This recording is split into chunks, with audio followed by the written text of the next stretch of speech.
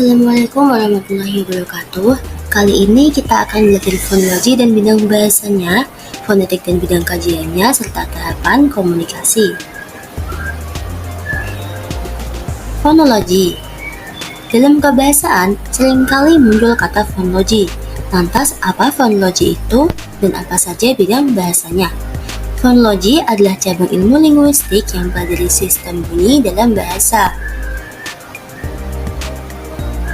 Bidang pembahasan fonologi ada 5, yaitu fonem, alofon, subtransegmental, fonologi generatif, dan fonologi kognitif. 1. Fonem. Fonem adalah satuan bunyi terkecil yang membedakan makna dalam bahasa. Yang kedua ada alofon, yaitu variasi fonem yang terjadi akibat perbedaan konteks. 3. Suprasegmental, yaitu aspek bunyi yang terjadi di atas tingkat fonem, seperti intonasi, tekanan kata, dan ritme. Fonologi generatif, yaitu pendekatan dalam fonologi yang melihat bahasa sebagai sistem pemrograman mental yang terdiri dari aturan-aturan yang kompleks. Selanjutnya ada fonologi kognitif, yaitu pendekatan dalam fonologi yang melihat bahasa sebagai bagian dari kognisi manusia secara keseluruhan. Jika fonologi merupakan ilmu tentang sistem bunyi dalam bahasa, lantas definisi dari fonetik apa ya? Fonetik adalah cabang ilmu linguistik yang mempelajari bunyi-bunyi dalam bahasa secara fisik dan akustik. Bidang kajian fonetik ada fisiologis, akustik, dan auditoris. Fisiologis atau artikulatoris merupakan bidang kajian yang mempelajari bagaimana bunyi-bunyi dalam bahasa dihasilkan oleh alat ucap manusia.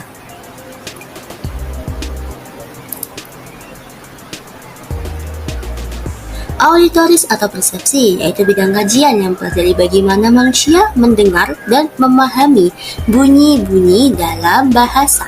Sedangkan akustik, bidang kajian yang mempelajari sifat dan karakteristik suara yang dihasilkan oleh bunyi-bunyi dalam bahasa. Yang ketiga ada tahapan komunikasi, ada tahapan linguistik, tahap fisiologis, dan tahap akustik. Dasar klasifikasi bunyi segmental, bunyi pengiring, diftong, dan silaba, materi fonologi kedua. Bunyi segmental, klasifikasinya adalah ada tidaknya gangguan, mekanisme udara, arah udara, pita suara, lubang lewat udara, mekanisme artikulasi, cara gangguan, maju mundurnya lidah, tinggi rendahnya lidah, dan bentuk bibir. Pembentukan konsonan dalam bunyi segmental ada 4 faktor, yaitu daerah artikulasi, cara artikulasi, keadaan pita suara, dan jalan keluarnya udara.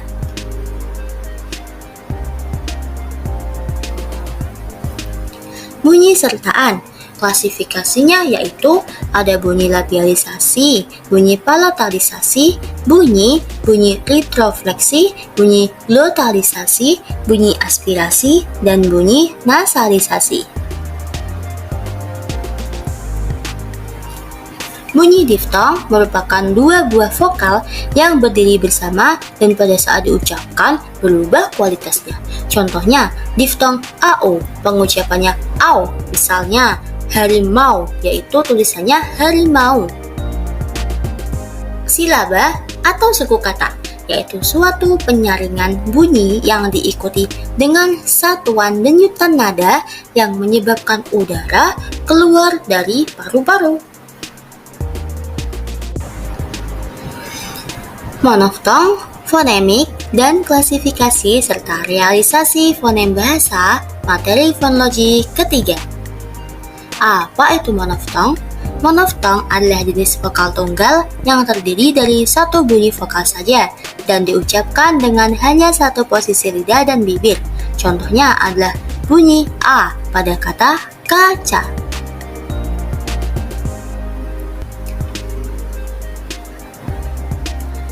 Fonemik adalah satuan fonem yang memiliki fungsi untuk membedakan suatu makna. Contohnya, Fonem T jika berada di awal kata atau suku kata dilafalkan secara lepas. Pada kata topi, fonem T dilafalkan lepas. Namun, jika berada di akhir kata, fonem T tidak diucapkan lepas.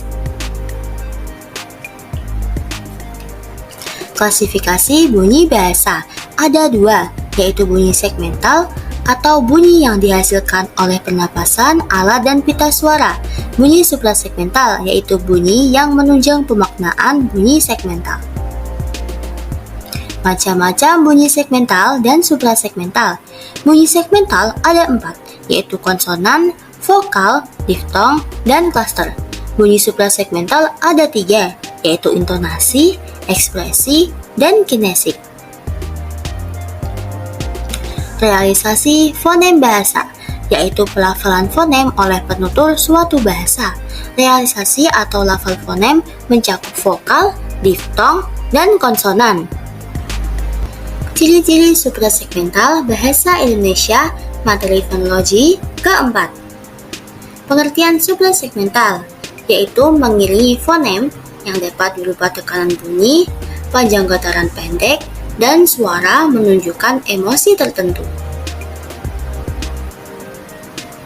Unsur yang mempengaruhi suprasegmental ada 2, yaitu bunyi bahasa atau suara yang dikeluarkan oleh mulut. Yang kedua, bukan bunyi sejati atau suara yang dihasilkan oleh alat bukan manusia. Ciri bunyi suprasegmental ada 3, yaitu intonasi atau panjang bunyi, nada, tekanan atau keras lembutnya arus ujaran.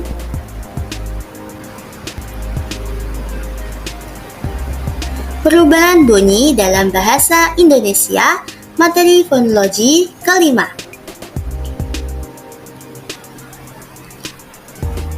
Fonem didefinisikan sebagai satuan bahasa terkecil yang bersifat fungsional. Artinya, satuan fonem memiliki fungsi untuk membedakan makna.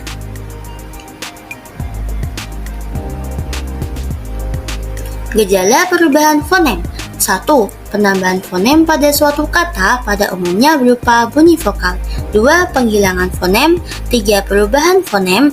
4. Kontraksi. 5. Analogi. Dan 6. Fonem suprasegmental. Jenis-jenis perubahan fonem bunyi. Asimilasi merupakan perubahan bunyi dari dua hal bunyi yang tidak sama menjadi bunyi yang sama atau hampir sama. Disimilasi merupakan perubahan bunyi dari dua bunyi yang sama atau mirip menjadi bunyi yang tidak sama atau berbeda. Modifikasi vokal atau perubahan bunyi vokal sebagai akibat dari pengaruh bunyi lain yang mengikutinya. Netralisasi yaitu perubahan bunyi fonemis sebagai akibat pengaruh lingkungan. Jenis perubahan fonem selanjutnya ada zeroisasi atau penghilangan bunyi fonemis sebagai akibat upaya penghematan atau ekonomisasi pengucapan. Metatesis merupakan perubahan urutan bunyi fonemis pada suatu kata sehingga menjadi dua bentuk kata yang bersaing. Diftongisasi merupakan perubahan bunyi vokal tunggal menjadi dua bunyi vokal atau vokal rangkap secara berurutan. Contohnya, teladan menjadi tauladan. Monoftongisasi yaitu perubahan bentuk kata yang berwujud sebuah diftong berubah menjadi sebuah monoftong. Jadi, monoftongisasi merupakan proses perubahan dua bunyi vokal menjadi sebuah vokal. Contohnya, kata ramai menjadi rame. Anaptikis yaitu suara bakti atau perubahan bunyi dengan jalan menambahkan bunyi vokal tertentu di antara dua konsonan untuk memperlancar ucapan. Bunyi yang biasa ditambahkan adalah bunyi vokal lemah. Contoh, putra menjadi putera. Anaptikis dibagi menjadi 3, yaitu protesis, tambahan bunyi di awal kata, mas menjadi emas, epentesis, tambahan di tengah kata, kapak menjadi kampak, paragok, tambahan di akhir kata, buubala menjadi bulu balang. Problematika fonologi dalam bahasa Indonesia, materi fonologi ke-6. Perkembangan ilmu pengetahuan dan teknologi, khususnya teknologi informasi, telah menempatkan bahasa asing untuk memasuki dan mempengaruhi perkembangan bahasa Indonesia. Demikian pula penggunaan bahasa daerah maupun bahasa gaul juga telah mempengaruhi cara berpikir masyarakat Indonesia dalam berbahasa Indonesia resmi. Kondisi itulah yang menyebabkan terjadinya kesalahan berbahasa. 1. Kesalahan ucapan merupakan kesalahan pengucapan kata sehingga menyimpang dari ucapan baku, bahkan dapat menimbulkan perbedaan makna. Contoh, kata definisi seharusnya definisi, kata kualitas seharusnya kualitas. 2.